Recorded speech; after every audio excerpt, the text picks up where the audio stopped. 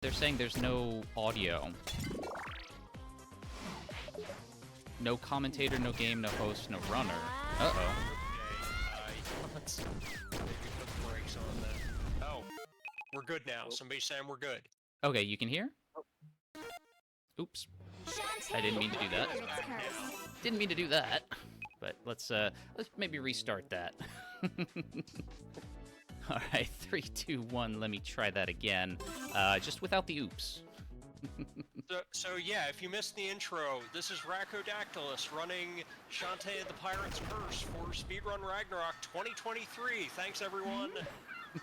Hi everyone, I'm Racco, or Reiko, either pronunciation is fine, and I am joined by the wonderful Turkey, who is another fellow speedrunner of the Shantae series. Indeed, I'm here to assist, and as I did say earlier, we can all hear, I'm here for these good luck charm and all.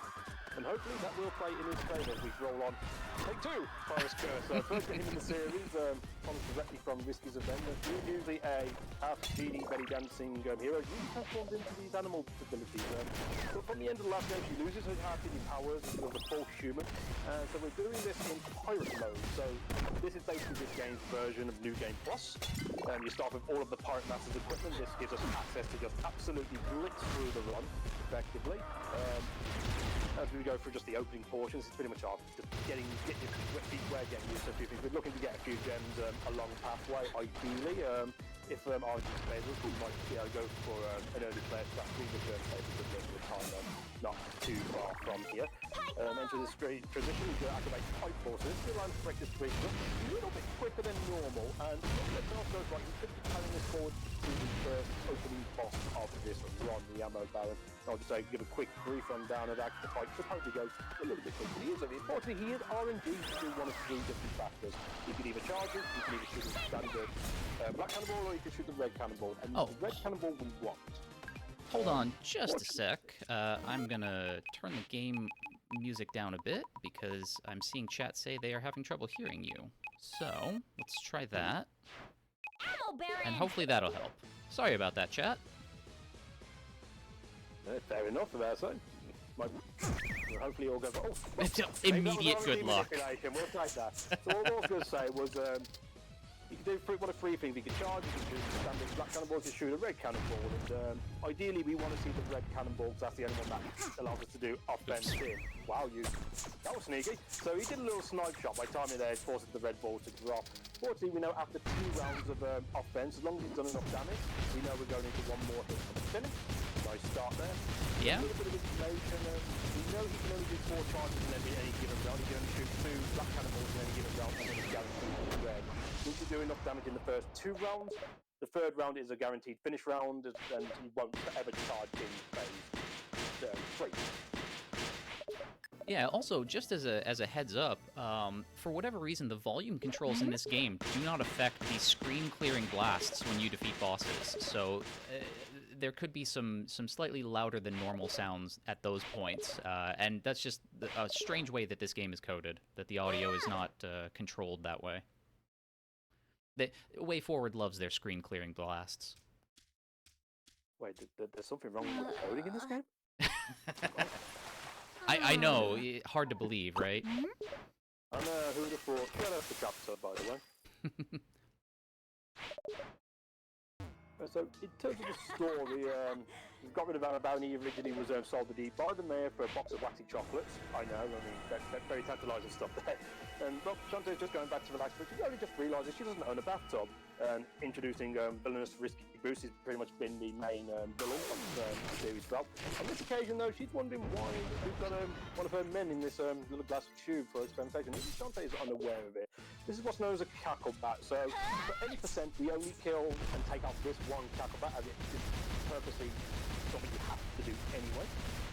By killing all of them and taking absorption on them, you would be able to get the trending, but that is a different category entirely for now. So we'll just take out this one and we will progress on.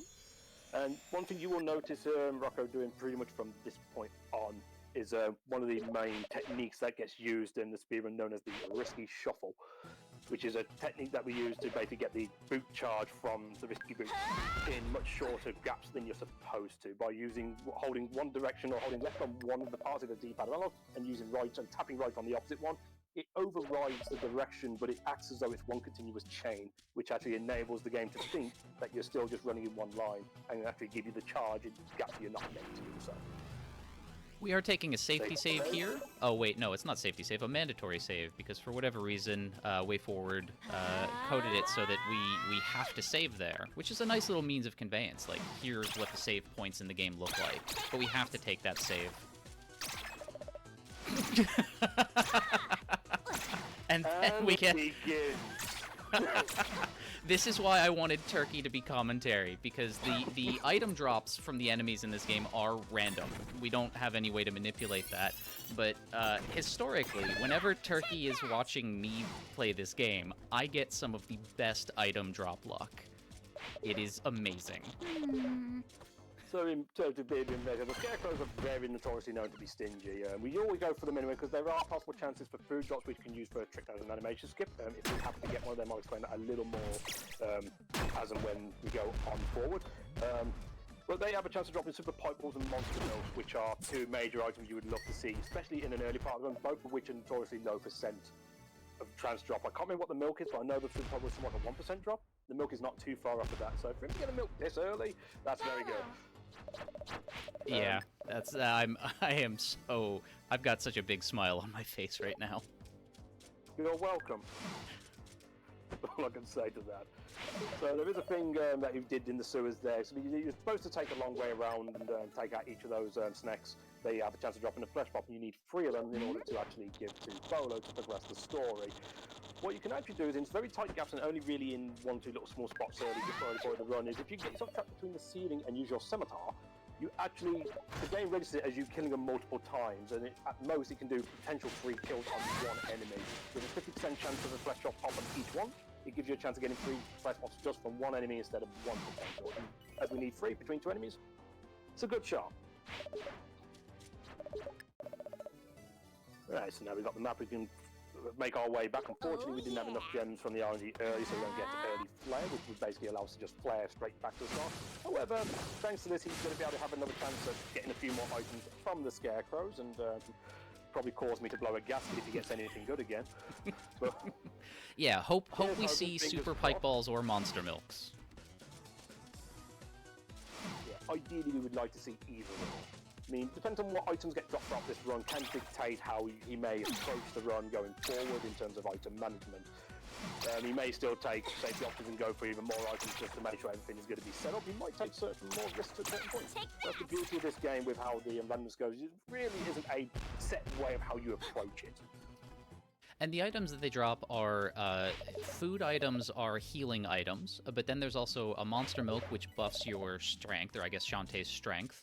And then there's Pike Balls and Super Pike Balls, which you saw me use a Pike Ball on Ammo Baron, which just has a Pike Ball sort of rotating around Shantae to act as both, well, largely just as attack, an extra way to do attack. So we like to see these drops because they make bosses a lot easier.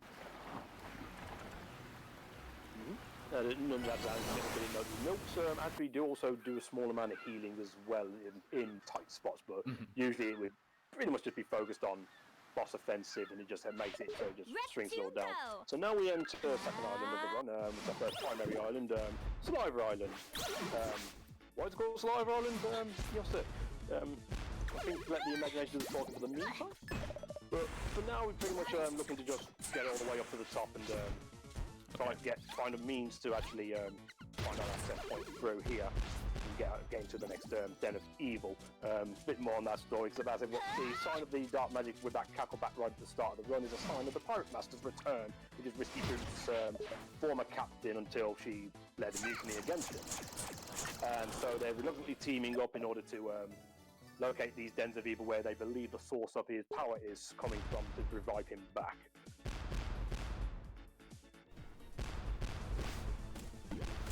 Unfortunately, because we do have the Pirate Master's equipment, we can just save going up and around and everything, and we just go straight up the top to this little Luma who really likes the hammer sting.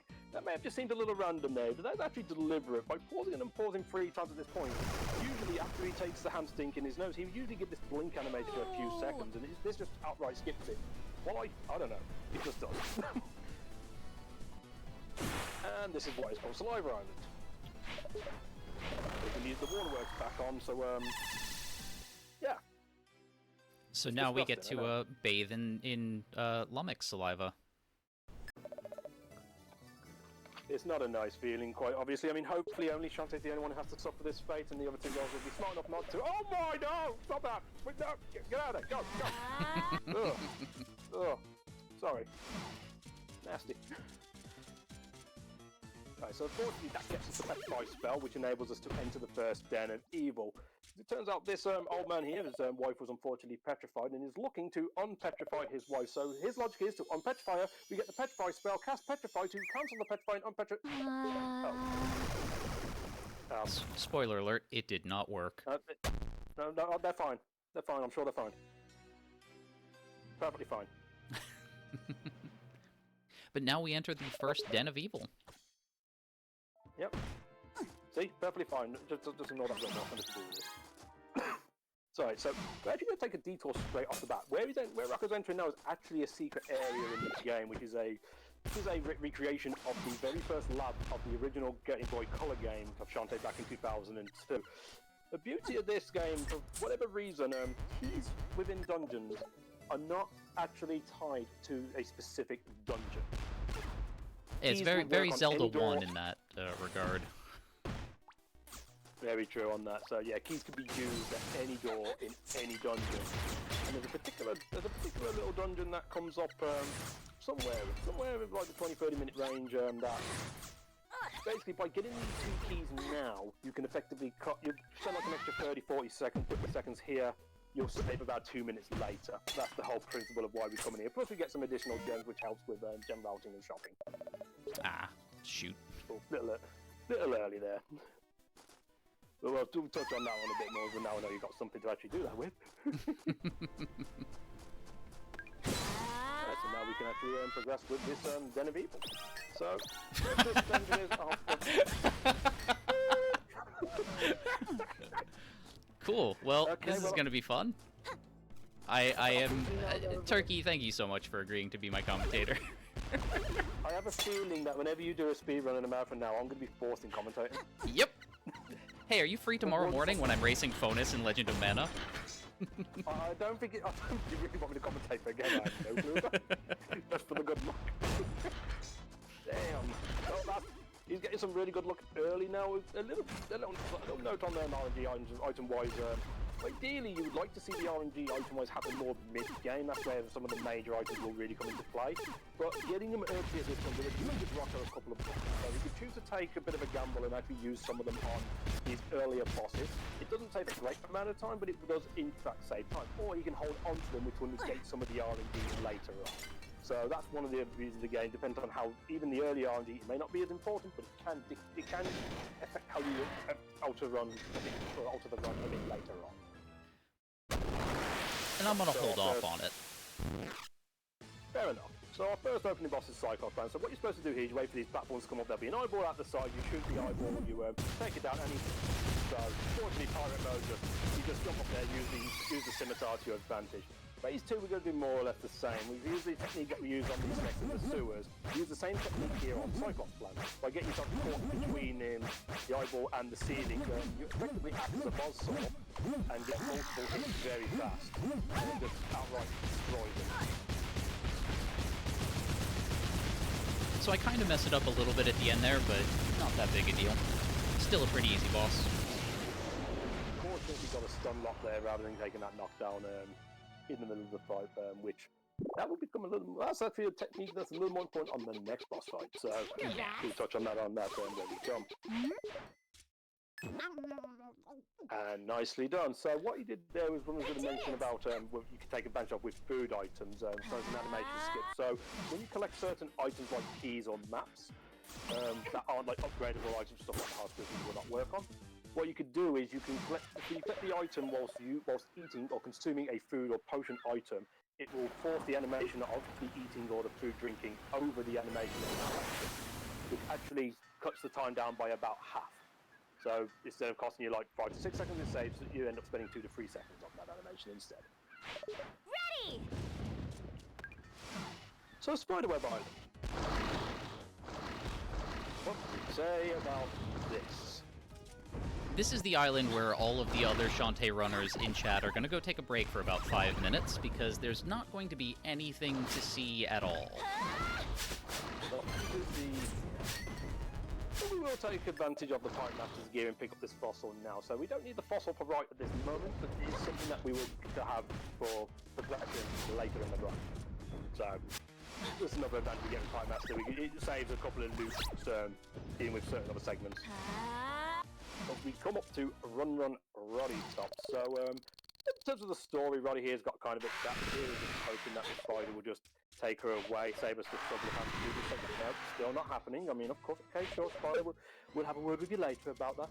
So she claims that she's been bitten by the spider and her legs do not work. In quotes, claim. So we now have to do this little side mission. And basically, what happens is you got no health, but you take any hit at any point, you will just explode and you'll be sent back to the beginning of the screen that you're on. Now, fortunately, you cannot die in this section, and it's pretty much a game's version of an auto-scroller. Because of certain things, you got these grabby hands that'll be after you. We've got tongues here. Gatekeeper decides to be nice. It's a little bit of random gamble there. Just save the tongue. And the only little bit of time that you can really do is the cuts, where you just cut by the side of these tongues here, and instead of having to wait for the full tongue cycle, as well as manipulating this tongue just underneath us by doing a quick shuffle here. So we don't have to wait for there. And this is where the auto-scrollery part, where we get the Super Mario Bros. Spike that could potentially get in our way, and that's a bit unfortunate there. Right in front of you. Other than that, there's not really much else that really goes on here outside of just following the cycles and just trying to keep it as tight as you can. So if there's any donations we got into, feel free to throw them forward. We got a $20 donation from Mechalink saying, 4 big wars for 4 mages. Get in there and vote for your faves, which is a reference to the Crystal Project run that's coming up. We have a bid war open for that, so yeah, get in on that if you want to choose the names for that run.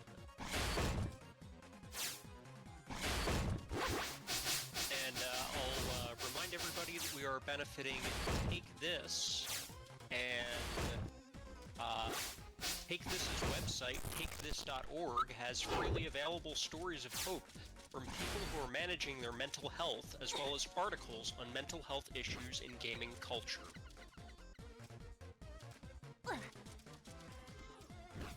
Very good there. If you can donate, please, whatever you can afford is always gracious and is always appreciated.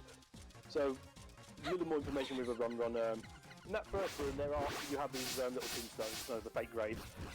They have a chance. There are certain ones that have a chance to stand up. Now, what we don't know is exactly when they will stand up, but we do know which ones could. So we always jump over those certain ones just to make sure that we're not going to get caught out by them. After that first room, every other fake grave in the entire section has a possibility of standing up. So we just got to be a little cautious. You'd also notice he did the stake jumps to verify his run. It's a little running gag within the community. You have to jump into the hands to make sure your run is legit and verified. As long as you jump in and out quickly, their hitbox is not active. So you're perfectly safe to do that. And that was me sort of atoning for the last time I ran this for Speedrun Ragnarok, where I, because I'd never really practiced it, didn't do it, and, just brought shame and dishonor on the Shantae community. Blasphemy! You're fine. As we run away from the old kissy box there, they are legitimately just trying to chase you and kiss you. Just look at the lip animation, that's exactly what they're doing. And finally, we have one of the last main enemies of the sections. This is what we call the Stevens. They are Stevens that fire out mini Stevens, and name given to them by one of the tournaments. Why the Stevens? Why not? That's pretty much all I can say about that. We got nothing else.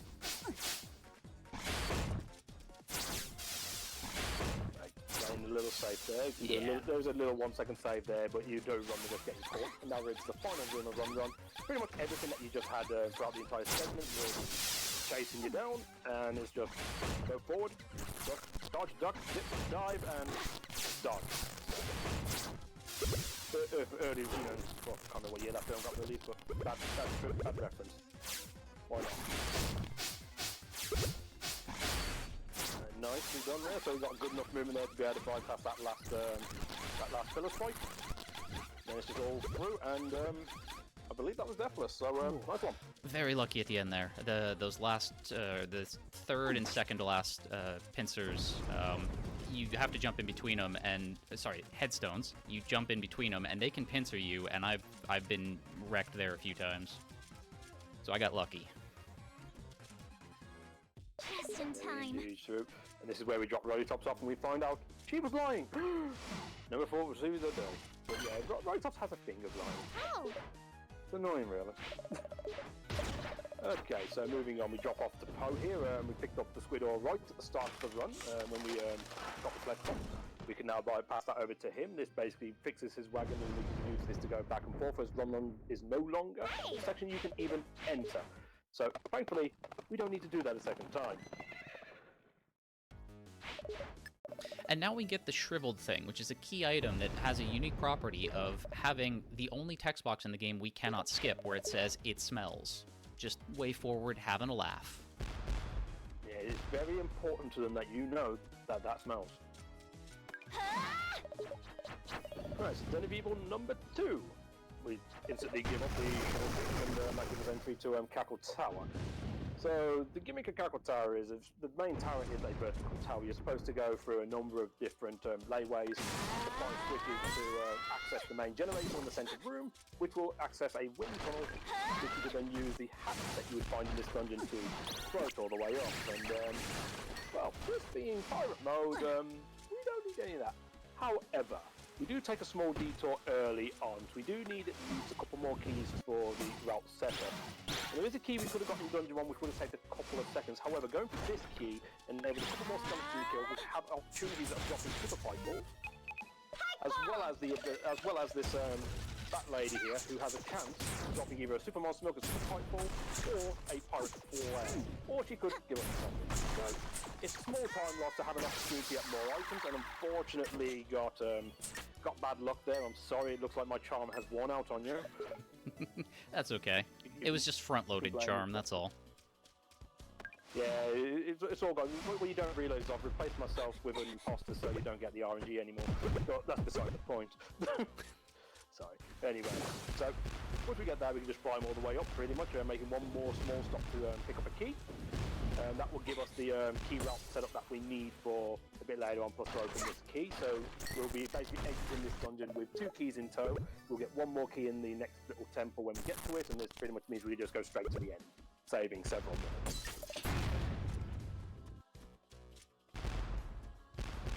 Small little ascension before we reach this Den of Evil's boss, the Empress Spider.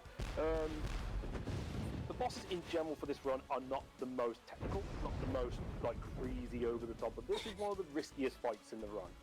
If you go all out, the idea is you basically want to play a game of chicken with them by staying within a hitbox in the air, and we take advantage of the technique known as stun lock. So whenever you take damage in the air, you have to whip your head just before you take damage. Instead of Shantae getting knocked down, you get stunned. So that will save you falling down. And this also just happens to regenerate your cannon jumps. So if you can get the rhythm and the timing right, you can just infinitely stay up there in a hitbox. Now, fortunately, this being no out of bounds, we have still got the auto potion, which is something you're granted right at the start of the run. So if the worst case scenario he goes all out and Empress Spider does happen to have him, he will have that backup safely. Nice fight. Other than that was a strong showing. Very nice fight. Yeah, the Emperor Spider is my least competent fight, so I was really happy to have a milk going into that as well, because that does make the fight a lot faster. Yeah, very true. It also gives you a little bit of leniency on your health as well, which is always nice. And we get our next map to go to Tanline. So Tanline is a desert area, and we do have a little bit of side mission to do to progress the actual story. But it's pretty much from this point up until the end of Tanline where we are looking for the primary RNG drop aspects of item management. What drops here will pretty much dictate how he's going to approach the remainder of the run, whether he's going to take any gem positions or if he's going to take any other additional enemies on to re-bolster anything up. If it happens to all work out though, great. I'm ready. For the meantime, no one puts any more donations. If you'd like to throw it in there. Take that. So No donations at the moment, but just a reminder, this is Speedrun Ragnarok 2023 presented by the RPG Valkyries. The RPG Valkyries are an inclusive group of female and femme-leaning speedrunners who all love and run RPGs. If you would like to join their Discord, please use !Discord. The Discord is open to all people and all genders.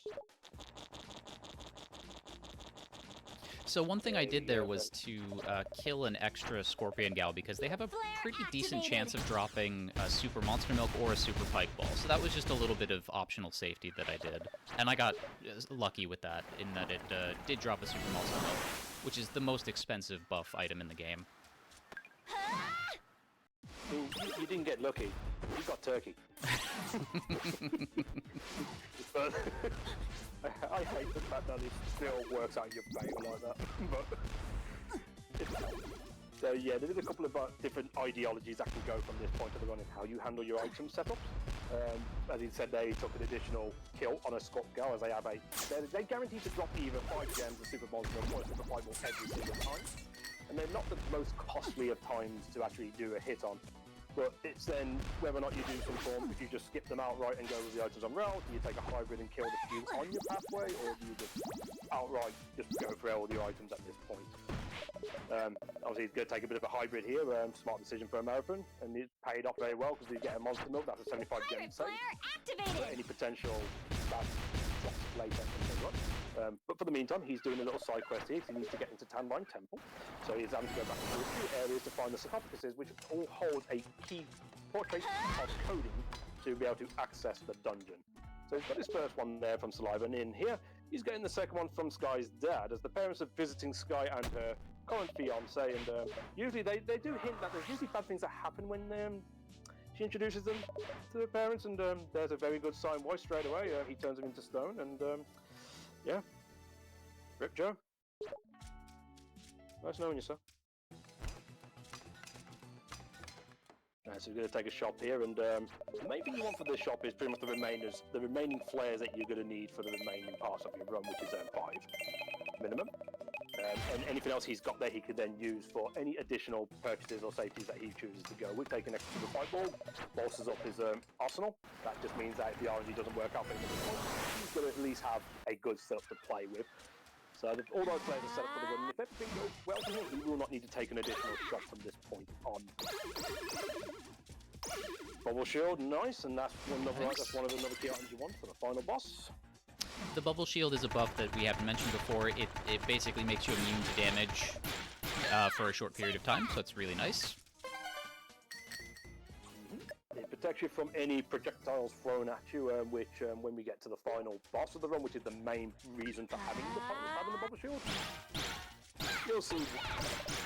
So if we could get a second Bubble Shield, that would be nice, because we can use it to take advantage of another fight. He gets another Super Pipe Ball there, so he's now really in a good spot for his items. And today's code is? Fish, Lion, Fish. Fish, Lion, Fish. Oh yeah, it's immunity from projectiles. I forgot. I misspoke. My bad. Be nice if it was all damage. Oh yeah, we wanted Bubble Shields on every fight. That was the case. Let's get them drops going. Fish, Lion, Fish. Fish. Oh, that's Gator. That was that and that. Nope. Other direction. There you go. So a little thing with the turnstile there is you can either hair whip it or you can shoot it. And basically, if you hair whip it, it moves it forward by 1. If you use a pistol on it, it will actually move it back by 1. And once you've got an idea of how the whole turnstile works in the order of the animals that go, and everyone has their own separate way of knowing it, then you can just get through there quickly as possible. As we now enter Tanline, so this is Metal Gear Shantae. This is a stealth element of the game. This was a little bit like Raytops, but much more punishing. So pretty much you don't want to get caught by these guards that are in these big metal suits. The problem here is if you get caught on live run where you get sent back to the beginning of that screen, you get sent right back to your cell and you go straight from the start of this again. This is also why we wanted to get these keys, these additional keys early, stockpiled, was specifically for this dungeon. I'm just going to go a little bit quiet, just let Rocco focus on this last room, because this last room can be risky when you go all out. Yeah, so, it's a pain sometimes.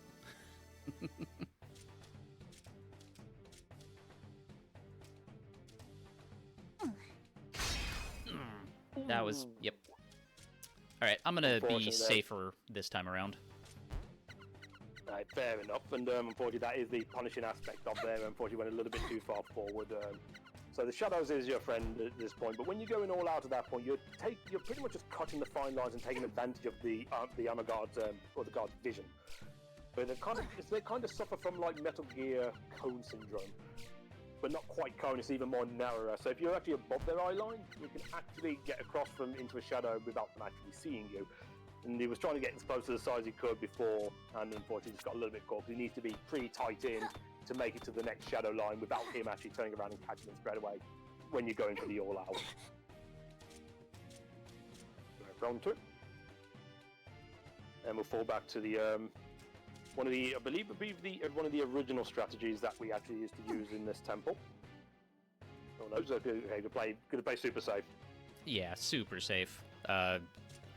The first little mess up just made me a little squirrely now.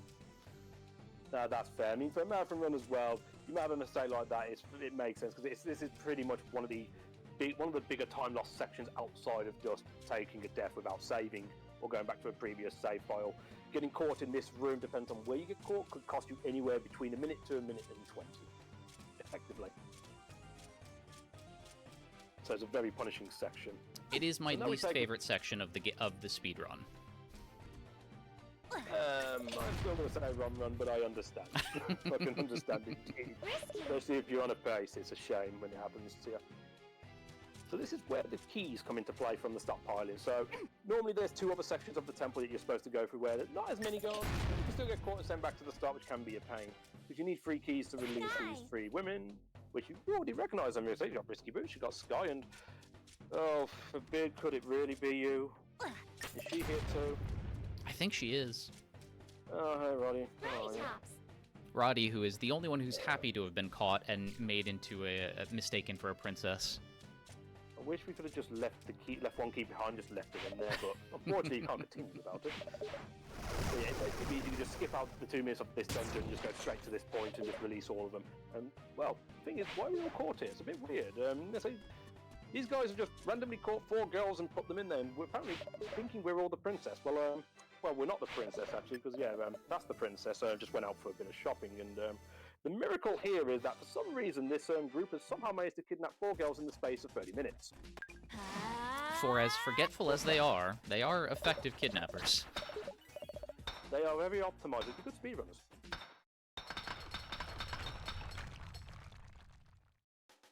Okay, so we get the golden pickaxe from the temple. That allows us to actually go forward and access the final dungeon. We can reset our menu and check our item management. In a very good spot there, to be fair. Because fortunately, it's one of those cutscenes in the run where, because you've got that little chime playing in the background, it actually doesn't affect the menuing. So pausing into the menu doesn't actually stop the progression of the section going forward. So it gives you a free opportunity to actually take a look at your items and just make sure what you've got is ready going forward. Alright, so into the Lost Catacombs. So Lost Catacombs is supposed to take a bunch of loops around. This is where you traditionally pick up the scimitar.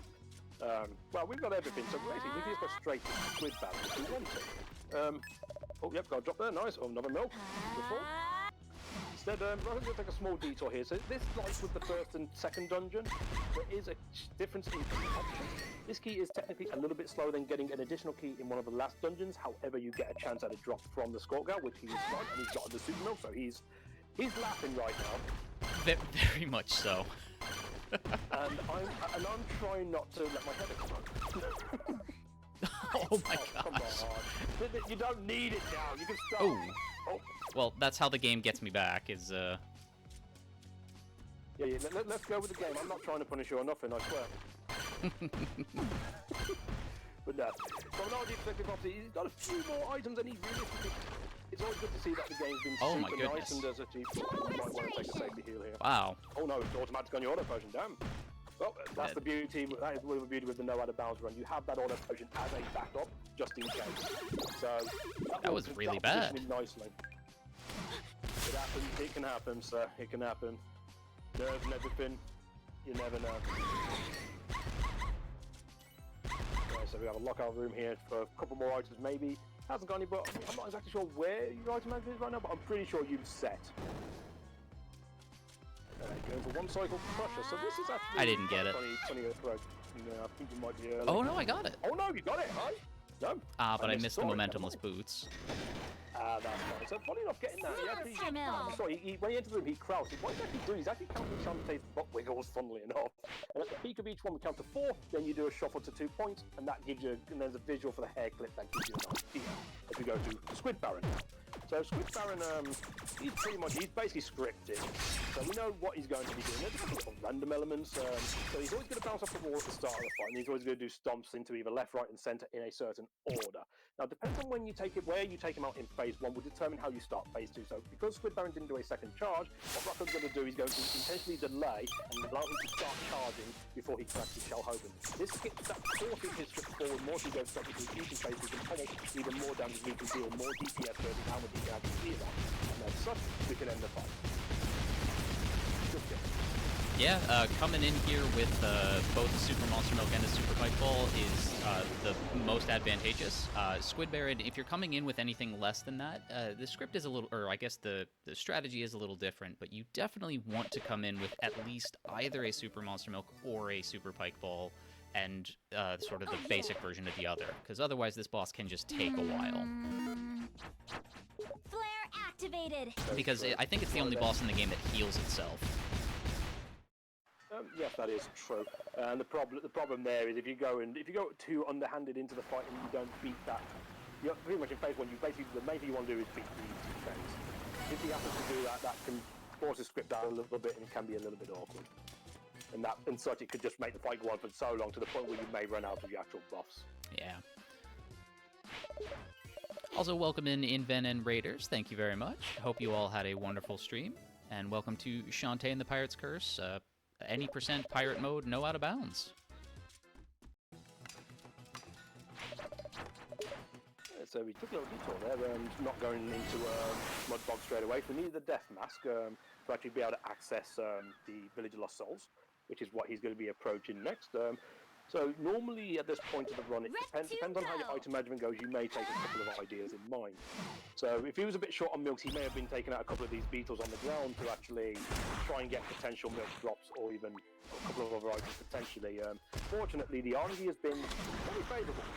So, I mean, as correct me if I'm wrong, Rocco, but I believe you're all set maybe -1 bubble if you really want to. It's either 1 bubble or, I wouldn't mind a Super Pike Ball. Ooh, and I messed that up. I wouldn't mind 1 more Super Pike Ball, but I am pretty set. The advantage there is because he's pretty much set on his items. I mean, if he does bubble and the bubble shield, that's going to cost him 65 gems in the shop. And as you can tell by his gem count, he's already pretty much there. So he won't need to do any gem farming at this point. There's a couple of spots from this point on where we know where there's certain gems that we can collect. Either gems on route, or we can stop intentionally for gems on if we're that desperate for potential drops of items. So fortunately, he's going to be able to bypass that and just keep flying forward. And it's very likely he's going to get the 4 gems he's going to need on route if he wants to take the additional shot to get the other items that he may look for additional safety. He does have everything he needs to do a run, but it depends on how you feel at the time, of course. So we'll see how his mind decides to play it as we get these 3 coins. So the 3 coins are going to be used for the most skillful part of the run. It's so intense, it's unbelievable. I mean, Rocco, I don't know about you, but I'm nervous. It takes a long time to master this section. Yeah, this is very tight. I mean, I am getting ahead of myself. I mean, I'm just so excited to see what he does. Yeah. I mean, so that room that I just left with the ghosts appearing is my least favorite room in the game because those ghosts have a very nasty habit of appearing in the least generous spots to navigate through that room. But was fine there. Let's see how things go on the way back. But now that we have the 3 coins, that will be the next segment for progression, where I have to defeat 3 opponents in combat. And it's an incredibly tight skill to do here. Oops. Let's buy ghosts. Okay, so if we're ready, I will do my best to try and do this justice. Yeah. So this is the gamers. So this is what you do. You talk to them and you choose heads or tails, and then you pray that you get it right. That's basically it. So Okay, we've got the mercy rule. yeah. So the mercy rule. So yeah. Obviously, we're playing a little bit of a bad joke there. So yeah, this is literally an RNG section. It's up to the game exactly what they want to do. However, there is a mercy rule that they programmed into the run or into the game where if you fail to get it right 3 times at any point, then the 4th one is going to be a guaranteed victory no matter what you select. So at least you don't get caught there, but effectively you can get a best round of 3 or the worst case scenario where you have 12 rounds effectively. Yeah, that was slightly better than average RNG, but you know, it is what it is. We've all had Red Gamer completely annoy us many a time. Yeah, at least you avoided that. Yes. And now we picked up the Manly Musk, otherwise known as the Himstank, as a parallel to the Hamstink from earlier. For some reason they won't let you in this dungeon, you know. Beautiful young lady? No, not at all. Gotta be a dirty old man. Unfortunately, that's why I have a lifetime pass here, but moving on.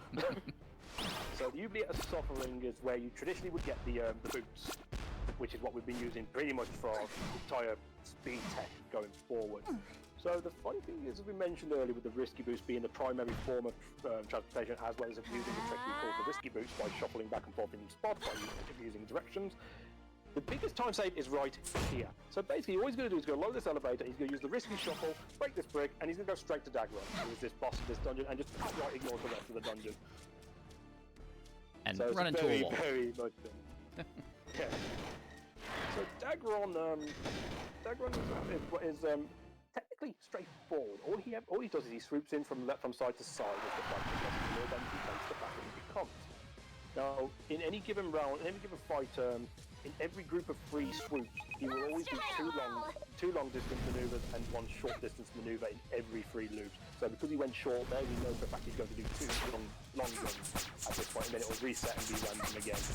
But the thing with Dagron is, if he happens to knock you down, he has a habit of his tail doing good damage. He does like 3/4 of a heart of damage, and he could basically catch you, especially when he speeds up. He can become very much a pain, and he will likely hit you more than once, putting you near game over. Especially since I ended up using the auto potion earlier. This is, you know, a potential risky fight if like, because one mistake just sort of spirals out of control. So yeah, it really can, especially when you get into the later part. When he's swooping that fast, he knocks you down once, he's likely going to hit you a second time. yeah,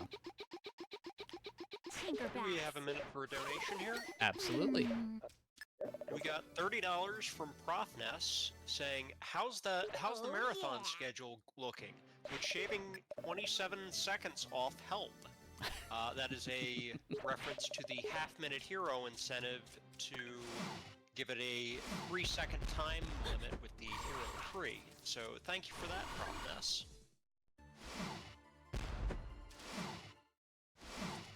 Alright. So, unlike everywhere else, usually when we're done, we use the Pirate Flares, which I haven't really spoke about at this point. The Pirate Flares that we purchased for the shop is basically a return back to the start of the island thing.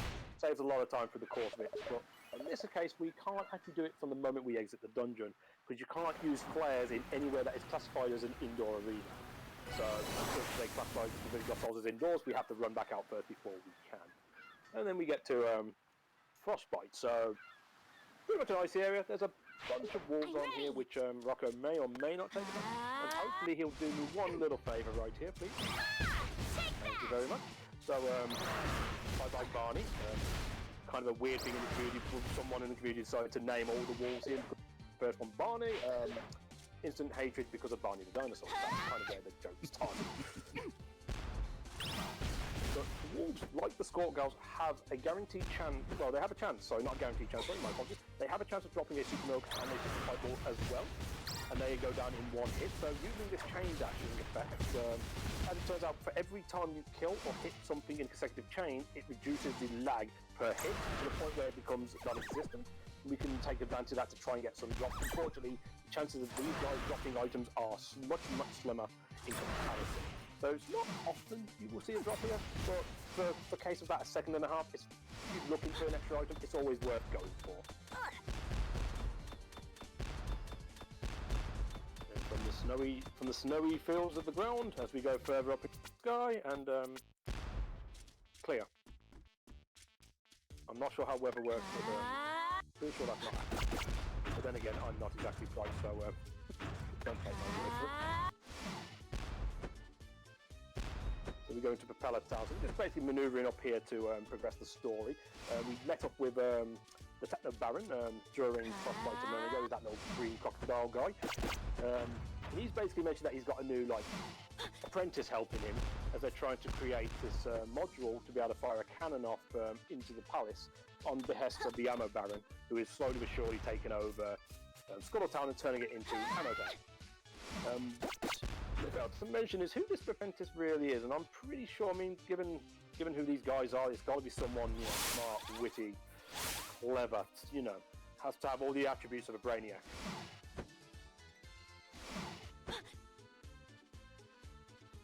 And hopefully, that will be the case. But most of this area is pretty much just movement, and as they're moving around with all the Pirate Master's equipment, it just feels like this section was made with the cannon.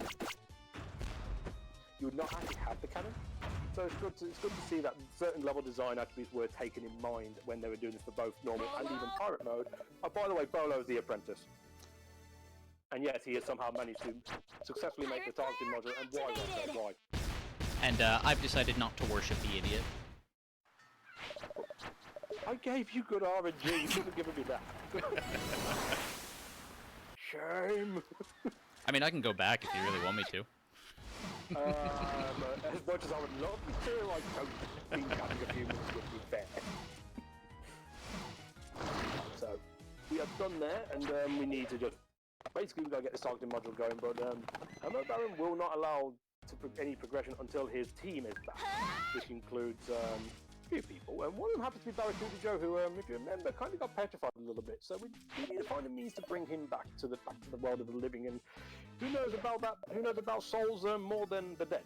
So we go speak to Lottie and Big Brother Abner to find out that the lost soul we got is actually the soul of Joe, with a funky fresh mustache to go along with it. And Flare so happened, the activated! death that we had earlier in the run, we give it to Abner, he gives you a pirate flare, we use that as part of the route, saves an item purchase, saves a few seconds. We can progress back to Scuttletown and now make some more ground in pushing the story, so we will deal with Joe momentarily. First, we do have his other team to get back. Funnily enough, Quick and Vinegar, the two that are his other teammates, and considering we failed to mention their names earlier, they were the two girls dancing in Saliva earlier on in the run. Somehow got recruited as part of the Ammo Guard, but they refused to move until their hero Branson arises and shows off the beauty that is Branson. So the blade that we got earlier on in the run we use here because he cannot transform without it, and Branson will shine forth, points his sword to the sky, and becomes Chinese knockoff He-Man. Legally distinct. Do not sue us. Flare activated! And alright, so that brings them back. Branson's done his thing. Funny enough, if you happen to talk to him again, he doesn't know how to... Just a nice little tidbit there. He's now Branson for... And we give the Spirit of Joe back to Joe. He's back and he's decided that there's plenty more fish in the sea, so sorry Sky, you're on your own. But that now enables us to fire off the targeting module, or Ammo Baron will. We're going to say goodbye to the palace, because, I mean, as we said, Bolo was smart, so probably Bolo is perfectly worth finding a stage to take our Techno Baron and to access to the final dungeon of this game. So, funnily enough, we can rely on the idiot for some things. And I'm gonna quickly pop into the shop real quick to get the last items to just make this endgame a bit safer, since I've got the gems. That's perfectly fair, and as we said, that's the beauty of going to the game. You don't have to go with... Let's say there are different setups that you can use, like a number of the weaker to still be able to deal with certain fights. It becomes a much more trickier fight to deal with the strategies that go involved with it. So the options are there. You don't have to go through all the aspects. You can approach it however you want, and I say, that's part of the reason why I've been running this game for years. It's just such a friendly, beginner-friendly environment to be a part of, and you just do a speedrun and have some fun. So, final dungeon here, Lost Factory. Forgotten Factory, I forgot its name completely. Abandoned Factory. Thank you. 8 years, I mean, still don't know what anything's called anymore. So it's the Abandoned Factory. Now, your key route on here depends on what you did earlier in Catacombs. So because he got the key in Catacombs, he could leave a key that was up at the top vertically there, and just come straight into here. He'll abuse the Risky Boots technique to basically just not have to go all the way to the left in order to actually open this up to get the final key that he needs in order to actually get to this boss. This is the Steel Maggot. Steel Maggot is RNG incarnate, effectively, RNG the boss. He's going to have 3 buttons on his back, and the idea is you need to hit them with the cannon. And when you get the correct order, he will expose a button on his back side, and you can use that to then deal damage. Problem is, what is the combination? It's literally, as we say, it's random. So the 3-button combination will start set at the start of the fight. It's never the same on any given run, traditionally, and you basically just got to spend your time here just figuring out what the combination is, and unfortunately it's got literally the worst RNG you can to start with based on the average items you tend to take. You can play that to his advantage. Once he's hit all 3 buttons and exposed, hit all 3 and exposed the back, then when the reset will change the combination to something different. So he's then got to have to try and refigure out what this next combination is in order to deal the damage again. And you're taking advantage of his bubble there, protecting him from that bullet spread, which is why ideally you have a bubble. It's not mandatory, but it definitely helps give you some options to save the aspect. Get some nice pincer technique there, which acts as a box off set. It is the most DPS value point aspect of the box. That's nicely done, nicely killed. And we're pretty much now just on the final stretch, so I guess one more check-in for donations before we close this out. We've got a couple of minutes left. Nothing in the last couple of minutes, but yeah, we are well on the way to getting that Hero 3 incentive unlocked. We have raised $95 out of 150, so just 65 to go in these, or 55 to go in these next few runs, so I'm sure we can make that. Exclamation mark donate if you want to help us out with that. Okay, so what we're doing here now is, now all the Den of Evils are done, Droid, we're just going to investigate this Lonely Grave, which is actually the resting place of the Pirate Master. And as long as all is good, oh yeah, bye-bye Seagull. All is good, we should be fine. We are not fine. He looks scary. Yeah, well, turns out he doesn't have his face just yet. As a part of the mutiny, Risky Boots actually took parts of his face and actually used it as part of her attire. That's the story actually goes. Is a little bit hard there, but clearly no love lost there between the Pirate Master and Risky Boots as he now takes her into custody and takes over Scottown. And it all becomes all nice and dark here. So the palace has now become the Pirate Master's lair, and our mission is now to get there, go through the Pirate Master challenges, and actually progress on and take down the Pirate Master himself. Funnily enough, the Pirate Master challenges, no matter what category you actually do, you don't actually need to do it. We can actually take advantage of both with out of bounds and no out of bounds techniques. Of course, this being no out of bounds, we'll take advantage of it.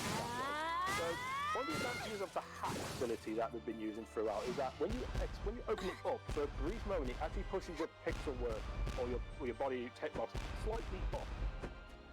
So if you time it perfectly with cannon strikes at the peak of each of those strikes, you can basically just get enough of the extra bit of height to just clip and lift onto these little ledges, outright bypassing the Pirate Master trials. So yeah, we just take advantage of that, and it's much harder than he made it look on those first two, because they're pretty precise.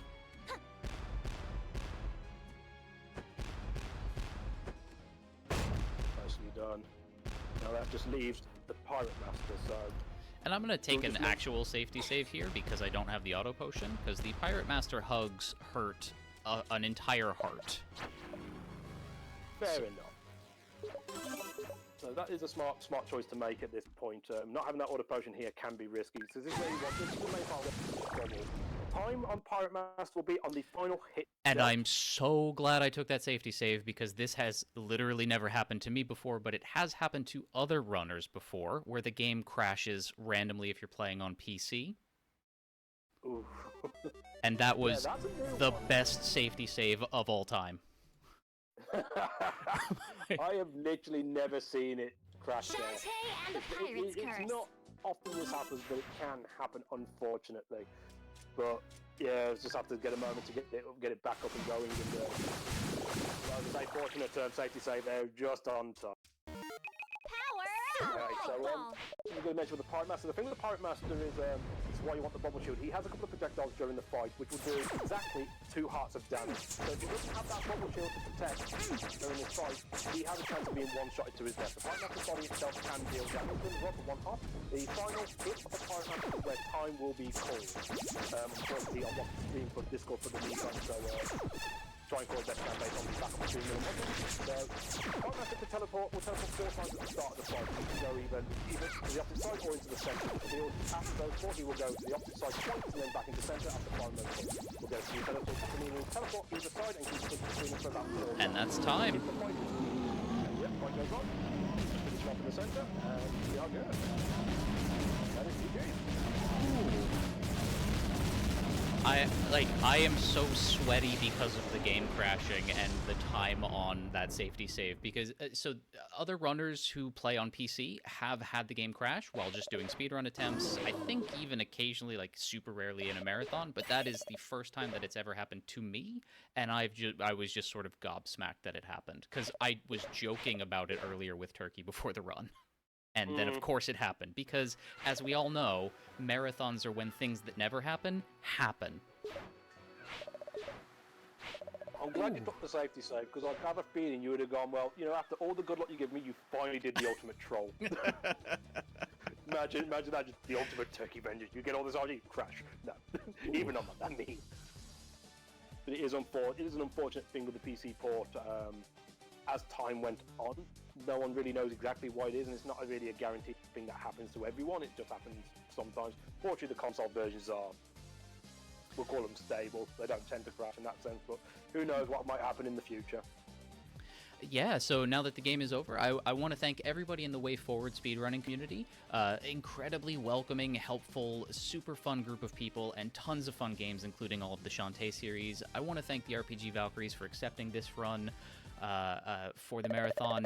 A lot of goofy stuff happened, had a lot of fun doing it, and if you are interested in watching me again, I am racing Fonus tomorrow morning, Legend of Mana Fairy Percent, so you might want to tune in for that as well.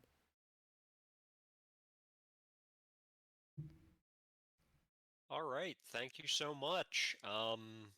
Yeah, great work on that clutch safety save there and that incredible run. We'll be right back shortly with some Final Fantasy XIV. Shantae and the Pirate's Curse.